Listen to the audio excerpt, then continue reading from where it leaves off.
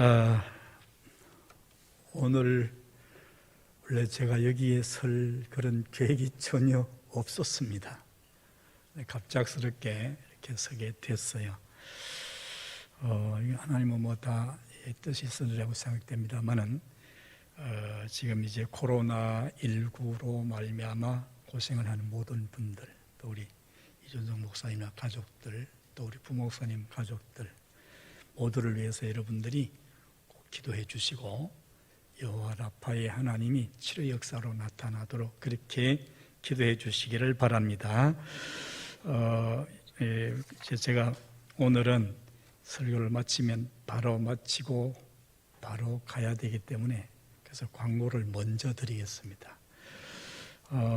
광고는 뒤에 보면 교회 소식란에 나와 있어서 참고하시는데, 오늘 오후 예배는 장학위원회 헌신 예배로 미래로 교회 서상진 목사님이 강사로 오시고 많이 참여하시고요. 지금은 사순절 기간이라서 우리가 성별된 삶을 살아야 됩니다. 학습 세례, 유아 세례 교자 신청을 부목사님에게 해주시고요. 봄맞이 대청소가 3월 27일 주일 오후 예배 후에 계획되어 있는데 아마 조금은 지금 아마 조정이 안 되겠나 싶습니다. 고난주간 특별 새벽 기도회가 4월 4일부터 17일까지 계속됩니다. 모두 참여하셔서 주님의 고난이 그 큰 부활의 기쁨으로 바뀌어지는 것처럼 우리의 삶에도 그런 역사가 있도록 동참해 주시고요. 손정숙 집사님, 장우식 집사님, 장인어른 초상 잘 치르게 됐는데 감사드리고요. 참여하신 분들 감사드리고, 우리 그 가정에서 떡과 음료수를 준비했습니다. 이정로 집사님, 김재영 집사님 딸 수연양 결혼식이 어제 있었는데 축하해 주셔서 감사드립니다. 하나님이 그 새로 세워지는 가정에 축복해 주시기를 바랍니다. 김기용 집사님 위해서 기도해 주시고요. 공동기도 제목, 그 다음에 3월 행사를 여러분들이 기억하시고 참고하시면 되겠고요. 오늘은 우리 오후에 예배 마치면 바로 우리 교회 부모로 있던 조영신 목사님 교회 소망샘 교회에 제가 가서 오늘 설교를 할 텐데, 그 교회가 설립된 지 오늘이 1주년 되는 날입니다. 그래서 여러분들이 축하 메시지도 좀 보내시고 그렇게 관심을 가지시고 후원하는 기도도 여러분들이 많이 해주시기를 부탁의 말씀을 드립니다. 또 강북 애양교회 이현수 목사님 교회에도 여러분 위해서 기도를 많이 해주시고 그렇게 영적 기도의 후원이 많이 있어야 될 줄 압니다. 우리가 멀리 외국까지도 선교하는데 우리 가까이 있는 우리 교회 출신 교회 목사님들 위해서도 기도를 좀 많이 해주시기를 부탁의 말씀을 드립니다. 이 시간에는 우리 현광욱 자매님 나오셔서 이 외에 있는 특별한 광고를 잠깐 드리도록 하겠습니다. 그냥 해요?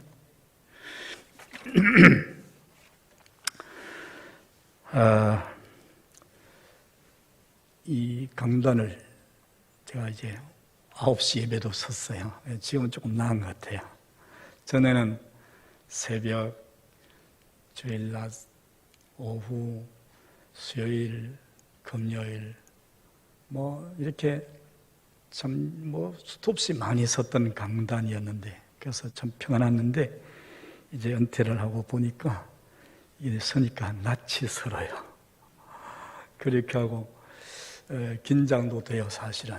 그래서 어제 갑자기 제가 부탁을 받고 이제 기도를 하면서 어떻게 해야 이 코로나19 바이러스, 오미크론 이 어려운 상황을 이겨내고 하나님의 전에까지 나왔는데, 여기에 나오셔서 하나님의 말씀을 듣고 은혜를 받고 마음의 위로가 되고 소망으로 가득 차서 돌아가야 되지 않겠는가 생각하니까 마음의 부담이 많이 됐어요. 그래서 기도하는 중에 성령께서 제게 말씀을 주셨는데 에스겔 47장 1절로 12절 말씀이에요. 그래서 오늘 이 말씀을 통해서 제목 있는 대로 성전에서 나는 생수에 대한 말씀을 말씀드리려고 합니다. 방송을 통해서 또 여러 목사님들을 통해서 여러분들이 여기에 대한 말씀을 많이 들었을 줄 압니다. 그러나 오늘 제가 하는 말씀이 저분들이 전했던 말씀과 방향이 좀 다를 수도 있어요. 그래도 그것은 그분들이 하나님께 받으신 것이고 오늘 말씀은 하나님이 제게 성령을 통해서 주신 것이라, 그래서 여러분들이 이 말씀을 하나님의 말씀으로 잘 받아서 여러분들의 마음에 위로가 되고 은혜가 되고 축복이 되는 시간 되시기를 주님의 이름으로 축원합니다. 이제 긴장을 좀 풀기 위해서 예화를 하나 들고 그렇게 말씀을 드리겠어요. 세상 사는 사람 중에 죄 없는 사람 누가 있겠어요? 다 죄인이잖아요. 근데 그 사람들보다 조금 죄를 더 많이 지었던 사람이 있었던 것 같아요. 그 사람 살다가 죽었어요. 어디를 가겠어요? 천국과 지옥으로 갈라지는 시점, 여기가 심판대잖아요. 심판대 앞에 갔어요. 사람들이 많이 모여있어요. 그리고 앞에 가보니까 전혀 상상치도 못했던 사방에 시계가 많이 있는 거예요. 그래서 이상하다. 이게 심판대에 무슨 시계가 있나? 이래가지고 천사한테 물어서 천사 양반, 아니 이게 시계가 있는데 도대체 시계가 왜 여기 걸려 있어? 이렇게 물었더니 천사가 웃으면서 그 시계는 사람들이 세상에 살면서 죄를 지어서 그 죄로 인해서 무게가 얼만큼 되고 그 속도가 얼만큼 되는지를 가늠하는 그런 시계입니다. 그러고 보니까 시계 밑에 이름이 다 붙어 있는 거예요. 그리고 시계가 돌아가는데 각기 시계가 제각기 돌아가요. 우리 시계는 다 똑같잖아요. 어떤 시계는 빠르게 돌아가고 어떤 시계는 그냥 보통으로, 어떤 시계는 천천히, 어떤 시계는 안 돌아가고 멈추는 시계도 있었어요. 그래서 그렇구나. 그래서 자기 이름이 붙은 시계가 어디 있나 하고 싶어서 다 찾아봤어요. 근데 아무리 찾아도 자기 이름이 붙여 있는 시계가 없는 거예요. 그래서 또 천사한테 물었어요. 천사 양반, 아니 다른 사람은 다 있는데 왜 내 시계는 없어? 이렇게 물으니까 천사가 빙그레 웃더니 그러는 거예요. 여보, 당신이 세상에 살면서 죄를 하도 많이 지어가지고 시계 바늘이 하도 빨리 돌아가서 저 뒤편에 놓고 선풍기로 쓰고 있어.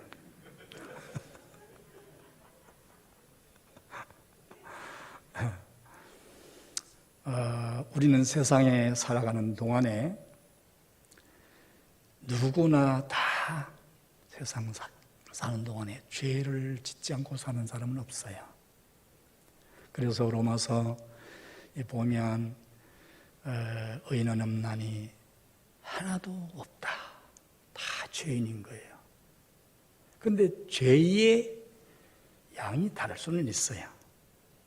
그래서 여러분들이 그저 웃는 예화지만 이런 예화를 들으면서 혹시 내가 세상에 사는 동안에 지은 죄가 얼마만큼 빨리 무게가 있어 돌아가게 되는지 한번 살펴보셔야 되지 않겠나 하는 생각을 하고, 이제 오늘 말씀드리려고 하는 이 본문의 내용도 이스라엘이 하나님께 죄를 범한 거기에 대한 하나님의 심판과 회복에 대한 내용이 오늘 말씀이에요.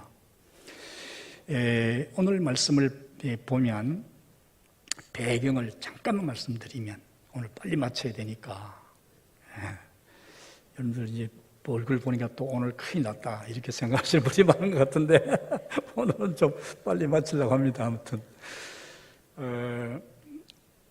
하나님께서 이스라엘의 왕을 세웠었잖아요.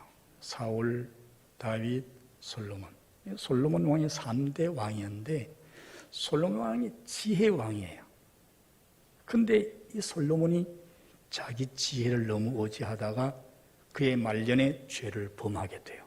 우상 숭배도 하고 하나님을 멀리 떠나기도 하고 심지어는 우상의 단을 짓고 거기 절하는 일까지 생겼어요. 하나님이 그에게 얼마나 섭섭하시고 그에게 서운하셨겠어요. 그 진노하시려고 하시는데 하나님이 그에게 진노를 안 하셨어요. 왜 그런지 아십니까? 하나님이 그의 아비 다윗을 생각하사 그에 대해는 그를 심판하지 아니하시고 징계하지 않았어요. 그럼 그걸로 끝났을까요? 아니에요. 심판이 어디로 갔냐? 아들한테 갔어요. 여러분, 최고의 심판, 가장 무거운 심판이 뭐냐 하면 내게 오는 게 아니에요. 내 자손에게 가는 거예요. 내가 당하는 것은 견딜 수가 있는데 내 자식이 당하는 것은 정말로 볼 수가 없어요. 견딜 수가 없어요. 그러잖아요. 그래서 아브라함이 노아가 그 홍수가 끝난 뒤에 농사를 지었는데 농사가 너무 잘 됐어요. 기분 좋아서 포도주를 많이 마셔가지고 취해가지고 옷을 벌거벗고 자는데 둘째 아들 함이 와서 막 아버지의 그 수치스러운 이야기를 막 사람들이 얘기를 하는 거예요. 그 형과 동생이 와가지고 뒤로 뒷걸음질 덮었어요. 나중에 깨고 보니까 괘씸하거든. 그런데 그때의 아버지가 그 함에게 저주를 해요. 근데 그 저주가 함이 아니에요. 함의 아들을 저주해요. 이게 진짜 저주예요. 이게 진짜 형벌이에요. 그래서 오늘 우리가 사양 살다가 죄를 범하는데 아무 일이 없어. 이거 뭐 괜찮네요, 가지고. 여러분, 그렇게 생각하지 마세요. 그 죄가 내게 오는 것은 차라리 어쩌면 좋은 거예요. 그런데 자녀에게 가는 거예요. 나보다 자녀가 잘 되면 그 집안이 번성한다 그래요. 나보다 자식이 안 되면 그 집안이 망했다 그렇게 말합니다. 여러분, 오늘 이 솔로몬이 범죄했는데 하나님께서 그 죄를 아들에게 돌리셨어요. 아들이 르호보암인데 르호보암 때 이스라엘이 남과 북으로 갈라져요. 그래서 북쪽은 이스라엘, 남쪽은 유다가 되지요. 남쪽은 두 지파, 베냐민과 유다 지파가 남쪽이 되고 나머지 10지파는 북쪽 이스라엘이 되는데 이름이 비슷해.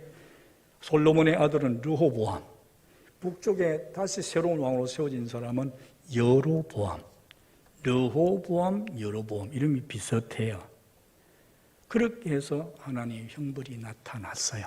이후에 쭉 내려가서 주전 722년, BC 722년, 뭐 학자에 따라서 조금 1년 차이는 나더라고요.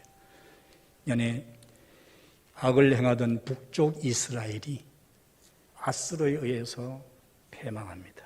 다시 회복이 안 됐어요. 남쪽 유다는 그보다 조금 후인 BC 586년에 바벨론에 의해서 패망하게 돼요. 그런데 이 패망할 때 3차에 걸쳐서 예루살렘이 무너지고 성전이 다 회파돼요. 1차가 BC 605년에 바벨론에 의해서 함락이 되죠. 그때 고관 대작들, 사회 유명 인사들이 다 포로로 잡혀가요. 그리고 두 번째,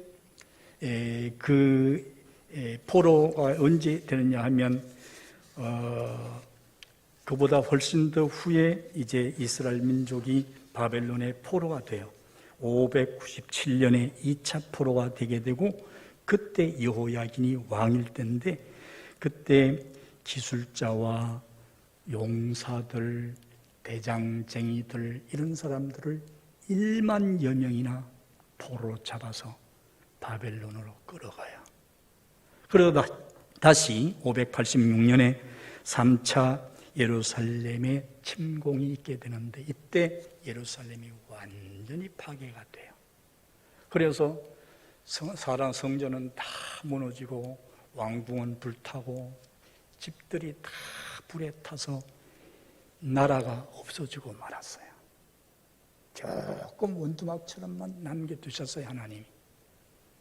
이렇게 해서 이스라엘이 바벨론으로 포로가 되어 갔는데, 그때 포로로 되어갈 때 2차 포로에서 잡혀간 사람이 바로 에스겔이라고 하는 사람인데, 이 에스겔은 그 아버지가 부시예요. 부시. 미국 전 대통령 부시처럼 부시인데 제사장이야.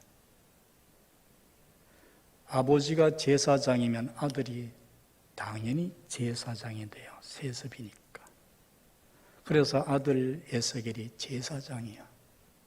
근데 포로로 잡혀간 지 5년 후에 그가 30살이 되던 해에 하나님이 그를 부르시고 그에게 선지자로 사역을 감당하도록 했어요.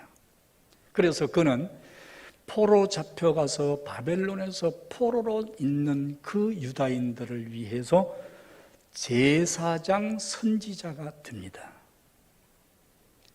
그런데 선지자들이 다 별명이 있잖아요. 심판을 선언하는 요엘 선지자, 눈물을 많이 흘렸던 눈물의 선지 예레미야. 그러면 에스겔은 어떤 선지자냐? 에스겔은 이스라엘을 위로했던 선지자라서 그에게 위로의 선지자 에스겔, 이렇게 다른 별명이 붙게 됐어요. 이렇게 해서 에스겔이 이제 포로 생활에 지쳐 있는 유다인들을 위해서 선지자로 사역을 하게 되는데, 그 동안에 하나님이 그를 말씀하시고 명령하시고 환상을 보여주셨어요. 그런데 그 환상 중에 바로 오늘 47장에 나타난 그 말씀이 에스겔이 성전에서 흘러내리는 물을 보는 환상을 보게 돼요. 그래서 지금 이 말씀을 이제 가지고 오늘 이 시간의 말씀을 잠깐 할 수 있으면 좀 이렇게 축약해서 드리려고 그래요. 그래서 얘기가 지금 말씀이 중간중간 이게 맥이 연결 안 될 수도 있어요. 그러나 여러분들이 참고하시도록 그렇게 하시면 좋겠어요. 자, 그러면 이스라엘 유다 백성이 왜 주전 BC 586년에 완전히 망했는가? 모든 일에는 원인이 있잖아요. 그것은 그들이 망하게 된 이유가 있는데 그 이유를 예레미야 선지자가 이렇게 말씀하고 있어요. 2장 13절입니다. 그냥 들으세요. 내 백성이 두 가지 악을 행하였나니 곧 그들이 생수에 거는되는 나를 버린 것과 생수에 거는되는 나를 하나님을 버린 것과 스스로 웅덩이를 판 것인데 그것은 그 물을 가두지 못할 터진 웅덩이니라. 이 말씀은 하나님 대신 우상을 생수가 나는 웅덩이로 삼았더라. 그런데 그것은 터진 웅덩이가 됐다는 거예요. 이렇게 해서 그들이 예레미야 2장 17절 19절에 가서 보면 왜 이 꼴이 되었는지 알고 있느냐? 너희를 이끌어주던 여호와 너희 하나님을 저버리고서야 어찌 이 꼴이 되지 않겠느냐? 너희가 너무나 못되게 굴었기에 이 벌을 내리는 것이다. 나를 배신하다가 너희는 이 죄를 받는 것이다. 여호와 너희 하나님을 저버리고 공경하지 않다가 이 처참한 재난을 겪는 것인 줄 똑똑히 알아라. 나 만군의 여호와가 하는 말이니라. 왜 그렇게 됐습니까? 하나님을 저버리고 악을 행하고 하나님을 대적하고 우상을 숭배하고 그렇게 하다가 그들이 하나님께 매를 맞게 됐는데 그 매가 바로 뭐냐? 이웃나라를 들어서 이스라엘을 징계하신 거예요. 근데 그 기간이 얼마 걸렸느냐? BC 586년이니까 그동안에 왕이 세워지고 난 뒤에 지금까지 뭐 한두 명 선한 왕은 있었지만 모두가 다 악한 왕이었어요. 하나님 앞에 그들이 사무엘상 7장 8절을 보게 되면 이스라엘의 원로들이 와서 사무엘 선지자야 우리에게 왕을 세우게 해주소서, 제도를 바꾸게 해주소서. 왜냐하면 블레셋이나 이웃나라가 자기들을 쳐들어 괴롭히는 것이 왕이 없어서라고 생각했던 거죠. 잘 알아야 됩니다. 제도 때문이 아닙니다. 우리는 뭐 바꿔야 됩니다, 뭐 어째야 됩니다. 제도가 우리를 변화시킵니까? 아닙니다. 그래서 경고합니다. 왕이 생기면 너희가 앞으로 이 왕 때문에 내가 와서 부르짖을 때 내가 너를 듣지 않겠다. 경고합니다. 그렇지만 그 경고를 무시합니다. 아닙니다. 우리에게 왕을 주소서. 우리 왕이 있어야 되겠나이다. 이렇게 했습니다. 하나님이 허락했어요. 하나님 막으셔도 되지요. 허락했어요. 에덴 동산에서 선악과 열매를 먹지 못하도록 막으실 수도 있어요. 내버려 두셨어요. 탕자의 아버지가 탕자에게 유산을 주지 않을 수도 있었어요. 근데 주었어요. 왜? 그래야 되기 때문에. 그래야 자신들의 주장과 자신들의 삶이 어떻게 되었고 그 결과가 어떻게 되는지를 자기들이 알고 보고 깨닫기 때문입니다. 그렇지 않으면 내가 선악과 먹어야 되는데 못 먹겠어. 내가 하나님 못됐다. 내가 우리가 왕을 세웠는데 왕을 안 세워서 우리 맨날 이끌 이 모양이다. 그렇게 될 거란 말이죠. 오늘 우리가 하나님 앞에 나옵니다. 우리는 내가 생각한 것이 다 옳을 것 같고 무슨 문제가 있으면 그거는요 제도 문제 때문입니다. 그들이 하나님을 버리는 것이 그가 너를 버려, 하나님이 사무엘이 그가 너를 버림이 아니라 나를 버려 그들의 왕이 되지 못하게 함이니라. 이스라엘 민족이 왕을 선택한 것은 하나님을 버린 거예요. 그래서 늘 제가 말씀드리는 대로 사사기 21장 25절이 사사기의 마지막 부분이잖아요. 그때 이스라엘의 왕이 없으므로 그 백성들이 자기 소견에 옳은 대로 살았더라는 거예요. 여러분, 우리에게 하나님이 없으면 우리 마음대로 사는 거예요. 내 생각대로 사는 거예요. 오늘 그 시대가 오늘입니다. 오늘 하나님 앞에서 어떻게 삽니까?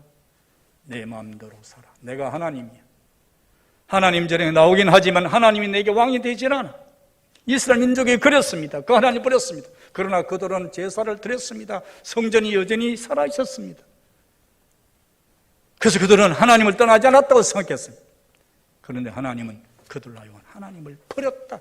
생수에 근원된 하나님을 버렸다. 이렇게 말씀하신 거죠. 그 이후에 생긴 일이 바로 하나님이 그들을 바벨론에 파신 겁니다. 바벨론에 잡혀가서 포로의 삶을 삽니다. 그때 하나님께서 에스겔 선지자에게 그 환상을 보여주셨는데 그 환상이 크게 나누면 두 가지예요. 하나는 황폐된 광야, 생명이 사라진 바다, 사해 바다라고 그렇게 해요. 이거를 보여주셨어요. 이건 무슨 내용이냐 하면 황폐된 그 광야는 이스라엘 백성들이 살아가는 환경이에요. 그리고 그 환경 때문에 말라버린 바다는 이스라엘 사람들의 심령 상태고 삶이에요. 하나님께서 그 에스겔에게 그거를 먼저 보여주셨어요. 물론 오늘 47장에 보면 그게 보여주셨다가 나오지만 그거를 전제하고 그 다음에 나오는 게 오늘 그 성전의 환상이잖아요. 그럼 이게 뭐를 말합니까? 그들이 하나님을 버렸어. 하나님은 어떤 분입니까? 생수의 근원이야.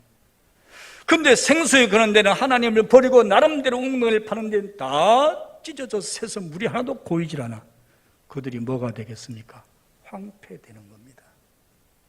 광야가 되는 겁니다. 여러분 광야 가보셨나요? 광야는요 풀 한 폭이 나무 한 그루 서지 못해요. 여기저기 선인장 종류의 가시나무 한 그루 오다 가다 하는 정도예요. 왜 그런지 아십니까? 물이 없어서. 사막이 왜 사막된지 아십니까? 물이 없어서. 이스라엘이 왜 그들의 삶이 황폐해져서 광야처럼 되어버리고 황폐한 삶, 그래서 이사야 1장 2절 이 말씀에 가서 보면 그들이 삶이 황폐하고 집이 무너지고 다 성이 불타고 그렇게 되는 것은 그들이 하나님을 떠났기 때문이다.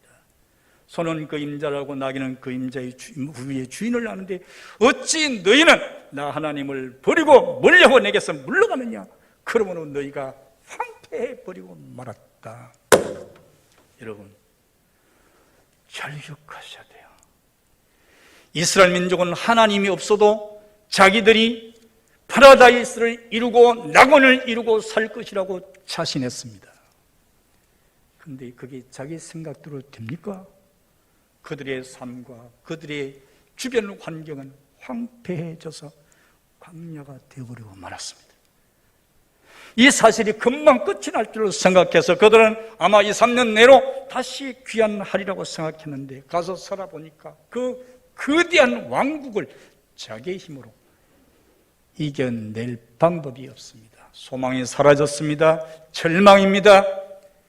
생수가 끊어지면 광야가 회복이 될 수 있겠습니까? 없습니다. 절망입니다. 죽어있는 바다가 다시 소생할 수 있겠습니까? 안 됩니다. 그래서 그 바다는 염해, 소금의 바다, 죽음의 바다가 되었고 주변은 다 광야가 돼서 황량한 벌판, 메마른 벌판, 사람이 살아갈 수 없는 상황이 그렇게 되고 말았습니다. 왜? 생수가 끊어졌기 때문이에요. 이것이 하나님께서 에스겔 선지자에게 보여주신 첫 번째 환상이었어요. 물론 이 환상이 다른 쪽으로 보여졌는데 에스겔 골짜기의 마른 뼈의 환상을 이미 그에게 보여주셨잖아요. 마른 뼈가 희망이 있습니까? 마른 뼈가 살 소망이 있습니까? 없습니다. 이스라엘은 바로 그런 상황이라는 그 말이죠. 여러분은 지금 하나님과 어떤 관계를 유지하고 있습니까? 하나님은 이스라엘의 생수가 되셨을 뿐 아니라 우리에게도 생수의 근원이 되신다는 사실을 기억해야 됩니다. 그런데 우리는 하나님 없어도 산다? 하나님이 간섭하지도 않아도 괜찮다? 아님! 하나님이 우리 곁에서 떠나시면, 하나님 우리 곁에서 사라지시면 우리는 어쩔 수 없이 광야가 되고 사막이 되고 물 없는 바다가 돼서 생명을 서식하지 못하게 하는 죽음의 바다에 이르게 된다는 사실입니다. 우리는 지금 바이러스 19, 오미크론, 지금 누적 확진자가 900몇십만이, 지금 1000만 명. 나라가 황폐됐습니다. 직장이 황폐됐습니다. 가정이 황폐되어져 가고 있습니다. 우리의 삶의 질이 황폐되어져 가고 있습니다. 무엇 때문입니까? 반만년의 역사를 가지면서 우리나라가 한 번도 자립해 본 적이 있습니까? 없습니다. 하나님이 땅에 복음을 전해주시고 복음이 100년 안에 꽃을 피우고 믿는 사람 성도 수가 1000만 명이나 1200명 하니까 하나님이 이 나라에 복을 주신 거잖아요. 그래서 이제는 경제 대국이 됐습니다. 교만해서 이제는 하나님 없어도 돼. 하나님의 성년이 비어갔습니다. 우리의 삶에 하나님이 떠났습니다. 우리의 심령 성전은 비어 있습니다. 하나님의 교회는 지금 점점 비어가고 있습니다. 이것이 이스라엘의 현실이었습니다. 오늘 우리의 현실이기도 합니다. 이제 우리에게 남은 것이 뭐만 있겠습니까? 황폐된 광야의 모습만 있게 될 것입니다. 왜? 생수가 끊어졌으니까. 이때 하나님은 요한일서 4장에 보니까 하나님은 사랑이시라. 이 사랑이 어디서부터 났느냐?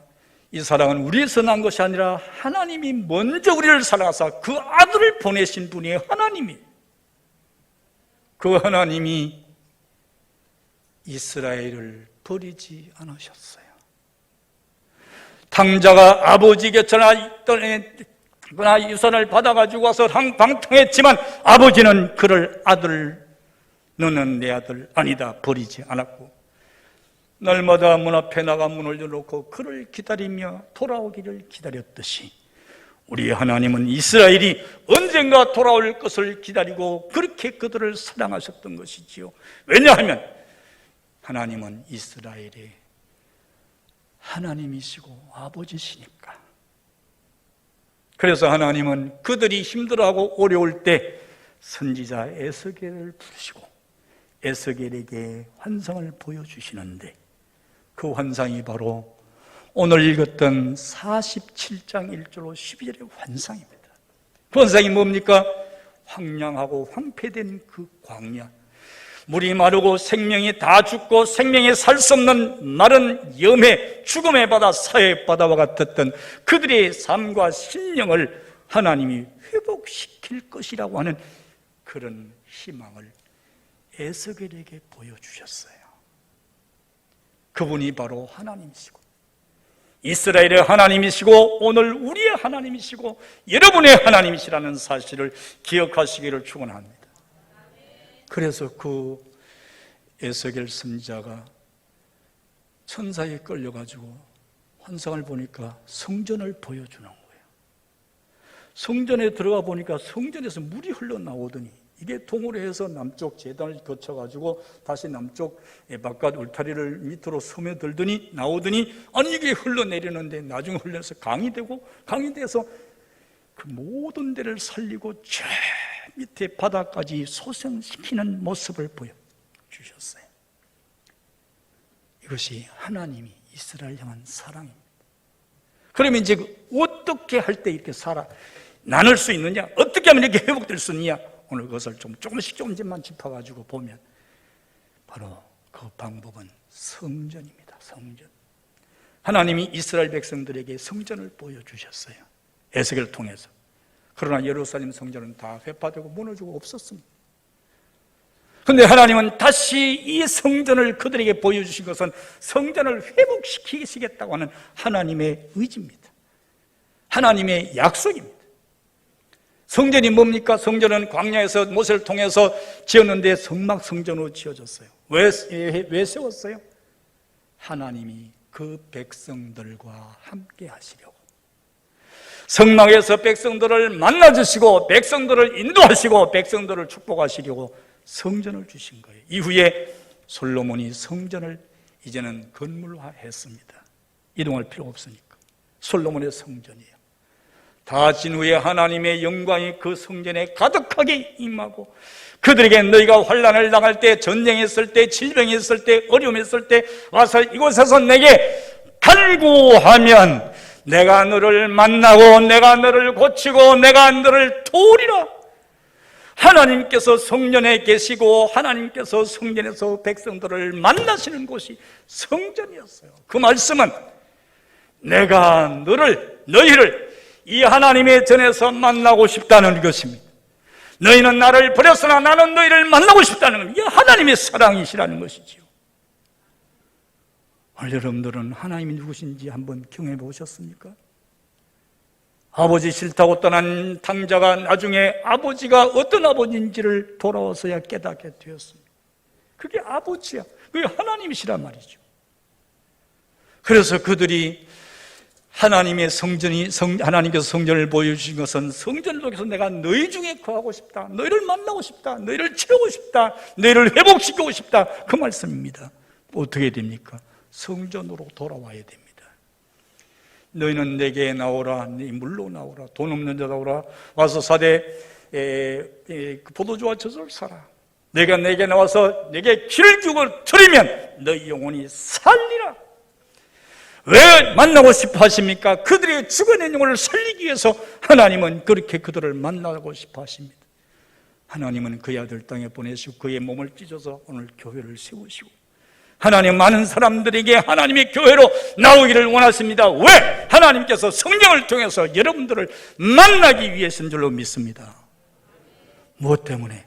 황폐된 이 시대에 이 환경을 다시 회복시켜서 새로운 파라다이스를 만들고 새로운 바다를 만들어서 생명이 서생하고 뛰노는 그런 바다를 만들기 위해서 하나님은 교회를 통해서 여러분들을 만나시고자 하시는 것을 다시 한번 믿으시기를 축원합니다. 사람들은 이것도 모르고 코로나니까 못 나갑니다. 집에 있으면 안 걸립니까? 회사 가면 안 걸립니까? 시장 가면 안 걸립니까? 교회 와서만 걸립니까?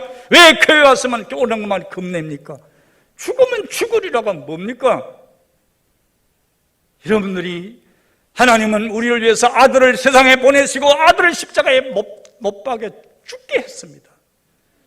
우리는 오미크론, 우리는 코로나19 하니까 사람들이 다 벌벌 떨고 걱정해서 생수에 거는 대신 하나님께 오늘 복음의 말씀으로 우리의 죽은 영혼을 살리는 구속의 역사가 있는 이 교회를 나오는 것을 금나하고 세상 가운데서 숨어 지난다 그 말이에요. 하나님이 얼마나 안타까워하시겠습니까? 그 후에 천사가 그를 데리고 성전 안으로 들어가 보니까 성전에서 물이 줄줄줄 나온다 말이에요. 그 물을 보니까 그 물이 동쪽 문을 향해서 남쪽 계단을 통해서 저 남쪽으로 흘러내리더니 광야를 통해서 저 바다까지 흘러가는 거예요. 이 물은 무엇을 말할까요? 성경 말씀에 보니까 이 물이 무엇을 말하냐면 이사야 2장 3절 말씀에 보니까 오라 우리가 여호와의 산에 오르며 야곱의 하나님의 전에 이르자 그가 그 도로 말씀으로 우리에게 가르칠 것이라 우리가 그 길로 그 말씀 율법으로 말씀대로 행하리라 하리니 이는 율법이 시온에서부터 나올 것이며 여호와의 말씀이 예루살렘에서부터 나올 것임이니라. 하나님의 전에서 나오는 생수는 무엇을 말해요? 말씀이에요. 말씀. 하나님의 말씀, 율법이에요. 물론 이후에 이 율법의 말씀이 이 땅에 오셔서 예수로다가 육신을 입고 오셔서 이 땅에 무너진 성전 대신 다시 교회를 세우시고 그 교회를 세우신 다음에 그에게서 흘러나오는 피, 생명의 피, 보혈, 그리고 이것이 복음으로 해서 온 세계를 적시는 생명을 살리는 역사가 나타나지만 그러나 이전에는 아직까지 예수에 대한 것이 일어나지 않았으니까 율법이 하나님의 전으로부터 나와. 그래서 이 율법이 그들의 메마른 심령을 살리게 하는 것이죠. 왜 그러냐 하면 그들이 하나님의 전에 나가서 예배는 드리고 하나님 앞에 제사는 드렸지만 그것은 형식밖에 없었어요. 그래서 이렇게 말씀해 너희가 입술로는 나를 존경하나 마음은 내게서 멀도다. 이 삶은 살립니다. 그들이 들을 귀는 있어 듣지 아니하고 볼 눈이 있어 보지 아니하며 그들이 행할 능력이 있어 행치 아니하니라. 이것은 그들이 하나님을 거역함이니라. 이스라엘 민족은 하나님 말씀 듣기를 싫어했습니다. 하나님 말씀 듣기를 거부했습니다. 이사야서 1장에도 보게 되면 6장에도 나옵니다. 이 백성은 듣기는 들어도 알지 못하고 보기는 보다 깨닫지 못한다. 그것은 그들이 하나님의 말씀에 귀를 기울이지 않고 하나님의 말씀을 그들의 삶의 생명수로 받아들이지 않았기 때문에 오늘 우리가 사는 이 시대에 주의 백성서의 성도들이 성전에 나와서 뭐하고 합니까? 말씀 들으러 나옵니까? 복음을 들으러 나옵니까? 생명되신 보혈의 예수 그리스도를 우리의 심령 가운데 담아 돌아가기 위해서 그렇게 나옵니까? 아니잖아요. 혹시라도 무슨 일이 안 나오면 생길까 싶어서 저 뒤편에 와서 그냥 앉았다가 끝나기가 무섭게 도망가는 것이 오늘 성도들의 현실입니다. 입술로는 하나님 승인다 하지만 그 마음은 하나님께서 멀리 떠나는 것이 오늘 성도들의 생활이라 그 말이. 우리에게 뭐가 남았겠습니까? 생수가 끊어지면 황량한 벌판만 남게 될 것입니다. 조금 하나님 맛보이신 것이 코로나예요. 오미크론이에요. 앞으로 무슨 일이 있었는지 알지도 못해. 그래서 하나님이 성전에서 생수를 흘러내서 메마른 대지를 적시는 거예요. 거칠은 황야를 옥토로 만드는 거예요. 생명이 죽어있는 바다를 소생시키고 살리는 거예요. 그런데 보세요. 이게 그냥 되는 게 아니에요. 인자야 이리 오너라 그러더니 말이지 줄자를 쫙 꺼내더니 잡아라. 1,000척을 재는 거예요. 1,000척은 우리가 사용하는 미터로 말하면 500m쯤 됩니다. 정확하지는 않지만. 그러더니 건너리는 거야. 건너니까 발목이에요. 안 되겠다. 다시 또 재자. 2,000척 또는 2,000척 재서 2,000척이죠. 건너는 게 무릎이에요. 안 되겠다. 다시 재봐라. 또 잡아서 또 쟀어요. 허리예요. 얼마나 안 됐을까? 안 된다. 다시 재라. 또 됐어요. 4,000척을 쟀어요. 그러니까 그 물이 강이 되고 아무도 건널 수 없는 헤엄을 칠 만한 강이 됐더라는 거예요. 여러분, 이게 무슨 말씀이냐 하면 그동안 이스라엘의 신앙생활의 삶이 하나님과의 관계에서 일어나는 그들의 하나님을 향한 마음의 삶이 이랬다는 거야. 발목으로 왔다 갔다 하기만 하면 하나님 섬긴 줄 알았어. 그래서 기도 조금 하면 하나님 또 더 잘 섬기는 것처럼 보였어. 거리로 좀 봉사하고 섬기면 이 사람은 대단한 사람인 줄 알았다 그 말이에요. 죄 이름으로 선지자 노릇하고, 죄 이름으로 귀신을 쫓아내고, 죄 이름으로 능력을 행했던 자들을 향해서 주님 하신 말씀이, 내게서 떠나라, 나는 너희를 도무지 알지 못한다. 이스라엘은 하나님 떠났다고 생각하지 않았습니다. 말라기에서 보게 되면 우리가 하나님을 어떻게 버렸습니까? 그랬더니 너희가 내게 한 짓을 봐라. 재물을 가져오는데 어떤 재물을 가져왔노? 너희 총독에게 드려봐라. 간합하겠느냐? 눈멀고 다리 절고 병신된 그런 그 짐승들을 가져와서 나를 섬기고 내게 제사를 드린다고 하니 어찌 네가 그걸 받겠느냐? 차라리 이제 난 하지 마라. 누가 나가서 성전의 문을 닫았으면 좋겠다. 오늘 이스라엘의 삶, 신앙의 모습이에요. 그들의 삶이 하나님과 연결된 삶이 전혀 아니었어요. 하나님 앞에 나오지만 하나님이 그들에게 향해서 주신 말씀 앞으로 돌아가면 그들에게 왕이 없으므로 그들이 자기 소견에 옳은 대로 살았어. 발목에 철랑창이 지 맘대로 살아. 무릎까지도 지 맘대로 살아. 허리 절반은 성전의 절반은 세상에 놓고 필요할 때마다 이리저리 그렇게 이스라엘 민족이 살았어요. 그랬더니 생수가 끊어진 거야. 하나님을 떠나는 줄 몰란 거야. 그랬더니 황폐하게 됐어. 오늘 여러분 어떻습니까? 오늘 왜 하나님께서 에스겔 선지자에게 이 일을 주셨습니까? 그들이 황폐된 삶의 위로가 되려고. 이 말씀을 왜 우리에게 주셨습니까? 오늘 현실을 사는 힘들고 어려운 상황에 처해있는 우리들에게 에스겔이 이스라엘을 위로했던 것처럼 우리에게 위로의 말씀을 주시려고. 그 말씀을 그울로 삼아서 내 삶을 찾아 발견하라는 것입니다. 내가 아직도 발목에 찰랑찰랑하는 정도, 아니면 무릎 정도, 아니면 허리 정도로 그렇게 돼서는 안 됩니다. 사도 바울은 말합니다. 너희가 성령 충만을 받아라. 성령 충만이 뭐예요? 성령에 의해서 좌우되는 것. 내가 물에 의해서 좌우되는 것입니다. 이 충만한 삶이에요. 오늘 내가 말씀 안에서 살고 말씀이 내 안에 들어와서 내가 하나님 안에 가고 이 그리스도 안에 가고 성령 안에 가는 이런 삶이 돼서 내가 원하지만 성령이 아니다 노 하면 아닌 것입니다. 내 마음대로 헤엄쳐서 갈 수 있는 게 아니기 때문에 무릎에 있는 물도 발목에 있는 물도 허리에 있는 물도 아니야. 이를 위해서 하나님은 이스라엘의 신앙의 척도를 재보시는 거예요. 다니엘서에 보게 되면 하나님께서 벨사살 왕을 이방 왕이지만 그래도 들어서 이스라엘 징계하는 데 사용했던 그 왕의 아들 아닙니까? 근데 그 도가 지나친 거예요. 성전에 드리는 그 도구를 가지고 명계 기명을 가지고 술을 먹는 데 사용했습니다. 파편에 사용했습니다. 하나님이 대노하셔서 메네메네 대결 우울하신 내가 너를 세어보고 세어보니 하나님의 수에 모자란다. 내가 너를 달아보고 달아보니 하나님의 저울에 모자란다는 것입니다. 재보시는 거예요. 하나님께서 재보시는 거예요. 너 신앙이 얼만큼 되느냐?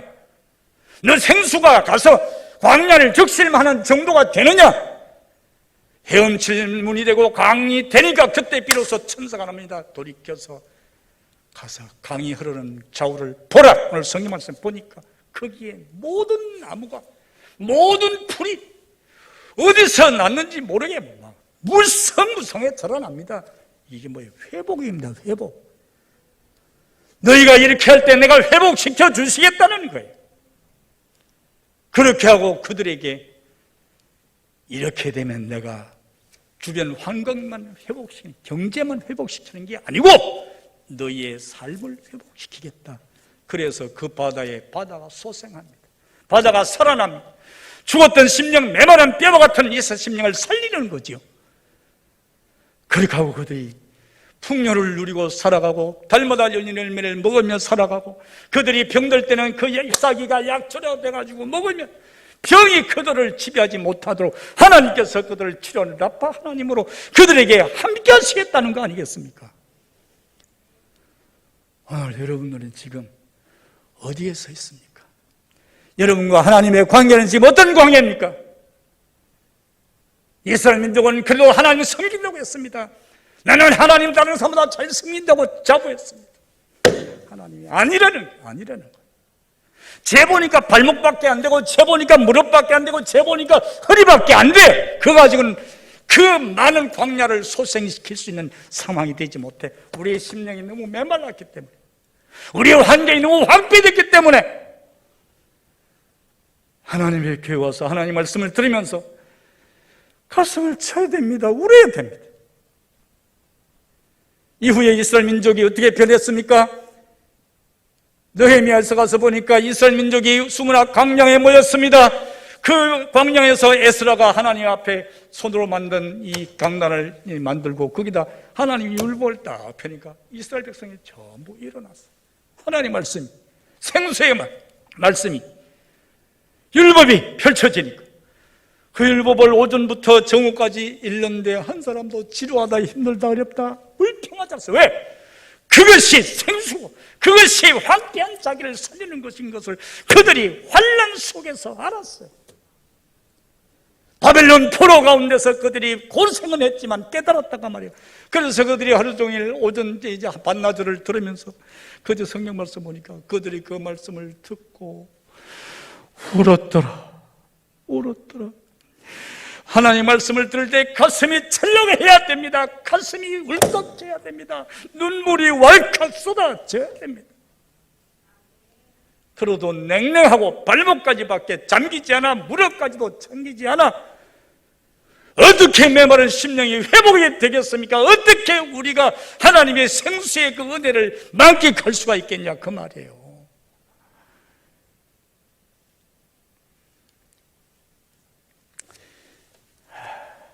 시간이 또 8분까지 지났어요. 마쳐야 되겠습니다. 예수님은 이 땅에 오셔서 자신의 몸을 찢어서 내가 성전이다, 그리고 내게 나오는 자는 절대로 내가 줄이지 않게 하고 목마르지 않게 하겠다. 오늘 여러분들에게 나오셨잖아요. 무엇을 가지고 돌아가십니까? 여러분이 돌아갈 때 황폐된 여러분의 삶을 어떻게 변화시키고 메말라서 죽어있는 여러분 영혼을 어떻게 소생시키겠습니까? 여러분이 무슨 힘으로, 무슨 방법으로? 하나님의 말씀이잖아요. 오늘 말씀 붙잡고 돌아가야 됩니다. 위로의 하나님의 말씀, 은혜의 하나님의 말씀, 힘들고 어려울 때 우리를 위로하시고 우리에게 소생시키고 회복시키려고 하시는 그 놀라우신 하나님의 말씀과 율법 그리고 복음을 가지고 여러분들이 오늘 돌아가셔서 세상에 사는 동안에 여호와 율법을 즐거워하여 그 율법을 주야로 묵상하고 그것을 지켜 행하는 자가 될 때 시냇가에 심겨진 나무와 시절로 자열매의 매점에 겹싸게 마르지 않 같으니 그 행사가 다 형통하는 축복이 임하게 되는 것 아니겠습니까? 오늘 여러분의 삶에 이와 같은 에스겔의 환상의 축복이 우리 애영교회도 일어나시고 회복되고 손생하는 역사의 길을 주님의 이름으로 축원합니다.